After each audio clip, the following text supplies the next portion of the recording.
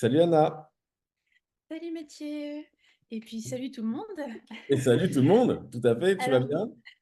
très bien, comme un lundi de rentrée. Voilà, exactement. Écoute, on te connaît plus sous le pseudo de Ambitious Anti, si je dis pas de bêtises, sur Ça. Threads et les autres réseaux. Écoute, bienvenue dans ton Threadspresso. 5 minutes pour te présenter. Je te laisse la parole. Eh bien, je me présente. Je m'appelle Anastasia. Je suis entrepreneuse. Donc, moi, j'ai trois activités. Mon activité principale, c'est une agence immobilière à Londres que j'ai depuis maintenant bientôt 9 ans parce que j'ai vécu là-bas pendant 8 ans. Et donc, ça, c'est mon activité principale que je gère maintenant à distance.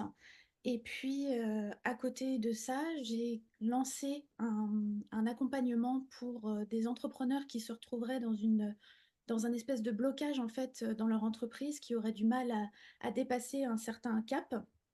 Parce que tout simplement, moi, quand je me suis lancée, j'avais aucune expérience en entrepreneuriat. Je n'avais pas d'argent, je connaissais rien et j'ai galéré pendant 2 ans avant de pouvoir me tirer des revenus. Donc c'était très très compliqué. Donc je me dis si aujourd'hui je peux utiliser mon expérience pour aider d'autres entrepreneurs, c'est pourquoi pas. Donc je fais ça à côté sous le pseudo de Ambitious Anti justement. Ok. Donc la tata ambitieuse qui aide les entrepreneurs à se débloquer un petit peu. Et puis cet été, en parallèle, j'ai lancé une troisième activité. En fait, j'ai démarré ma carrière dans l'événementiel, donc rien à voir avec l'immobilier. Et puis, ça faisait 10 ans que je me disais qu'un jour, j'y retournerais. Et donc, cet été, je me suis lancée et j'ai démarré une agence événementielle spécialisée dans le mariage, Ok, puisque c'était ce que je faisais le plus à l'époque. Et puis, voilà, plutôt dans la région Pays de la Loire. Et ok. voilà pour ce que je fais. Beaucoup d'activités. Ouais, j'ai l'impression que tu t'ennuies un petit peu, donc en plus tu t'es trouvé une troisième activité cet été, c'est bien. Voilà. J'aime pas trop dormir, donc je vois pas trop l'intérêt de dormir, donc j'aime bien occuper mon temps.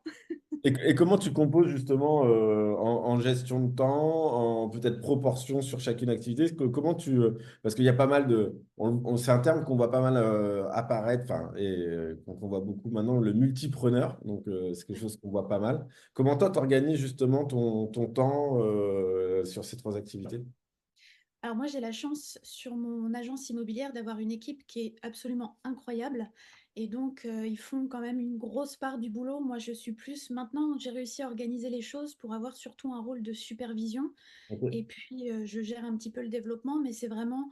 maintenant, j'ai vraiment plus un rôle de supervision. Donc, ça réduit ma charge de travail. Je suis passée de journée de 12 heures à journée de 2 3 heures ok, sur cette activité-là. Ce qui me prend le plus de temps pour l'instant, c'est l'accompagnement pour les entrepreneurs parce que j'essaie vraiment de prendre le temps de leur créer, d'analyser leur situation et créer des stratégies qui sont adaptées pour les débloquer. Donc, c'est ce qui va me prendre le plus de temps.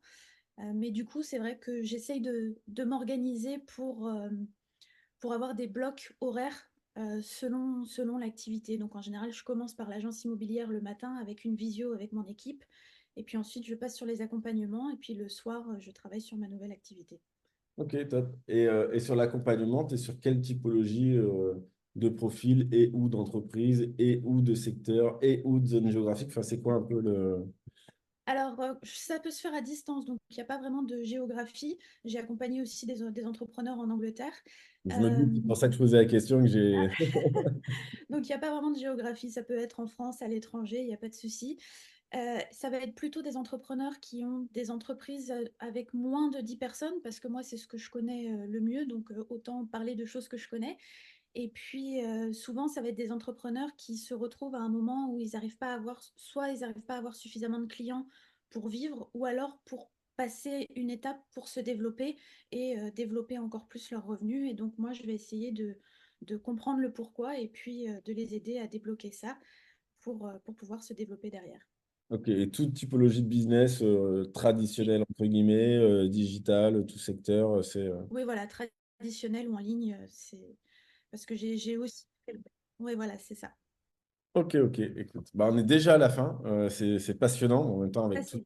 toute la richesse qu'il y a, évidemment. Écoute, juste le temps de te dire au revoir. Merci beaucoup. Merci à toi.